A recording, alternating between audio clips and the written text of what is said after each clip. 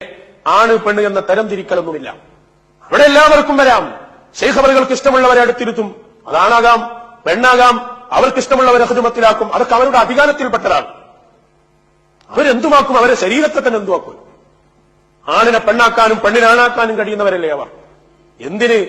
ആകാശം വേണമെങ്കിൽ ഭൂമിയാക്കാനും ഭൂമി ആകാശമാക്കാനും അധികാരമുള്ളവരാണവർ. നമ്മുടെ ഈ താഴ്ന്ന ചിന്തയിൽ അവരെ കാണാൻ പറ്റും. അവരെ സംബന്ധിച്ചിടത്തോളം നീയും നിന്റെ ഭാര്യയും മക്കളും ഒക്കെയും അവർക്ക് സമമാണ്.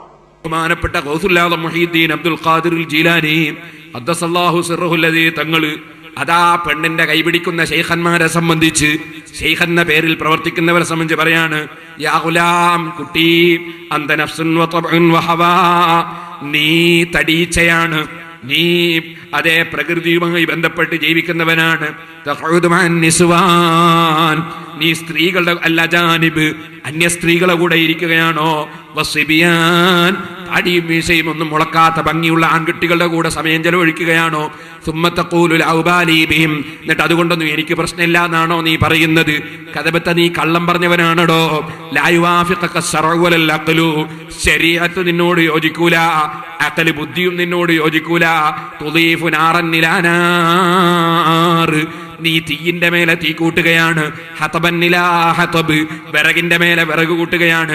ഫലാ ജർമ യസ്തഹിലു ദാറു ദീനിക വ ഈമാനിക്, സംശയമില്ല നിന്റെ ഈമാനിന്റെ വീട്, നിന്റെ ദീനിന്റെ വീട് കത്തിപ്പോയി കേട്ടോ.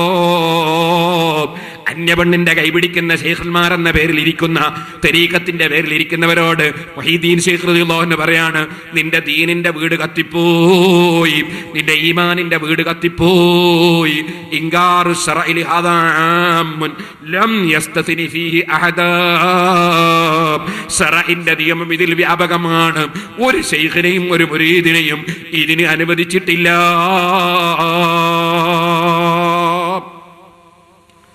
അപ്പൊ ലോകത്തുള്ള മുഴുവൻ മശായിഖന്മാരും മുഴുവൻ ഔലിയാക്കളും ഇത് ഈമാൻ കത്തിപ്പോകുന്ന വിഷയമാണ് എന്നാ പറയുന്നത്.